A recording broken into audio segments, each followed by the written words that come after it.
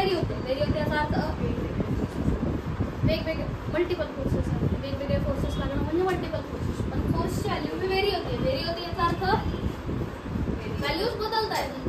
ठीक आहे, व्हॅल्यूज काय होत आहेत, चेंज होत आहेत. ठीक आहे, जर सपोज मी एक व्हॅल्यू कन्सिडर केली, आता जर मी त्या टेबलवर फोर्स लावते किंवा बेंचवर फोर्स लावते तर मी कॉन्स्टंट फोर्स लावेल का, नाही, तो चेंज होऊ शकतो ना. ठीक आहे, जर तो चेंज होतोय असा force is varying bye 3x². कसा व्हॅरी होतोय, 3x² ने व्हॅरी होतो. तर x ची व्हॅल्यू कुठून कुठपर्यंत आहे, x ची व्हॅल्यू तुम्हाला दिली असेल कुठून कुठपर्यंत. ठीक आहे, फोर्स डिस्प्लेसमेंट सोबत व्हॅरी होतोय कसा, 4x² ने व्हॅरी होतोय, 4x² ने व्हॅरी होतोय. आणि कुठून कुठपर्यंत, फ्रॉम डिस्प्लेसमेंट झाली 0 पासून 5 पर्यंत. कुठून कुठपर्यंत झाली डिस्प्लेसमेंट 0 पासून 5 पर्यंत. म्हणजे फोर्स हा जो आहे, फोर्स हा कोणाचा फंक्शन आहे, x² चा फंक्शन आहे, किंवा कोणाचा फंक्शन आहे, डिस्प्लेसमेंटचा फंक्शन.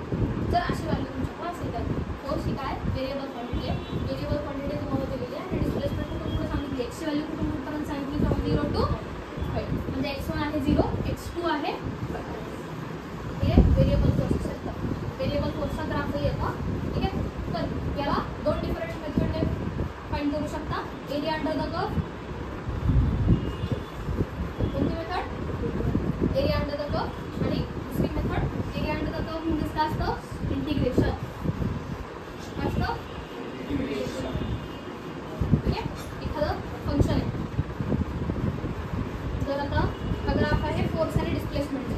कोणता ग्राफ आहे, फोर्स आणि डिस्प्लेसमेंटचा. सपोज हा फोर्स डिस्प्लेसमेंट, फोर्स आणि डिस्प्लेसमेंटचा ग्राफ तुम्हाला दिला तर सांगितलं होतं कसं काय करायचं आहे.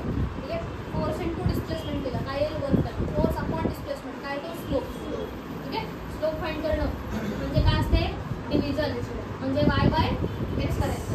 आणि area under the curve find करायचा असेल तर काय तो y इंटू x करा, जी क्वांटिटी तुम्हाला वाटते. म्हणजे फोर्स इंटू डिस्प्लेसमेंट काय येणार आहे, वर्क डन. ठीक आहे, जर suppose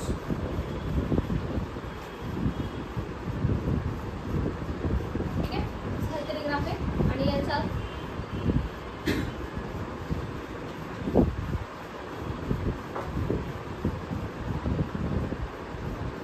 find work done find कसं फाइंड करणार, force into displacement. Force into displacement करता याचा अर्थ काय काय फाइंड करता, या सगळ्यांचा एरिया फाइंड करता.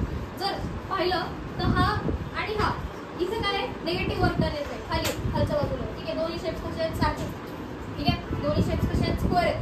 ठीक आहे, स्क्वेअर असल्यामुळे काय होणार, याची जी व्हॅल्यू येणार ती काय येणार आहे, पॉझिटिव्ह. आणि याची व्हॅल्यू काय होणार आहे, निगेटिव्ह. म्हणजे हे दोन्ही काय होते, कॅन्सल आहे. म्हणजे राहिला फक्त एरिया कोणाचा, या स्क्वेअरचा.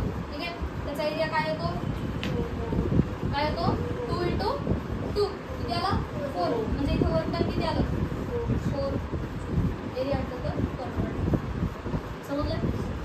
इथे इंटिग्रेशन मेथड, इंटिग्रेशन मध्ये फोर्स तुम्हाला दिला असेल as a function of x.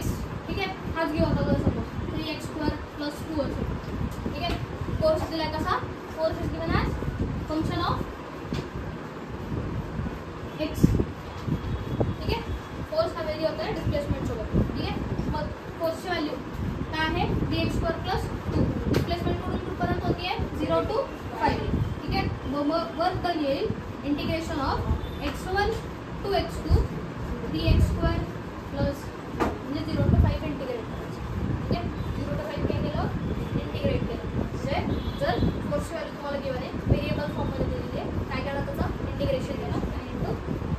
मग इंटिग्रेशन काय सांगा बरं, 3x² चं integration 3x³/3 plus 2x plus काय 2x.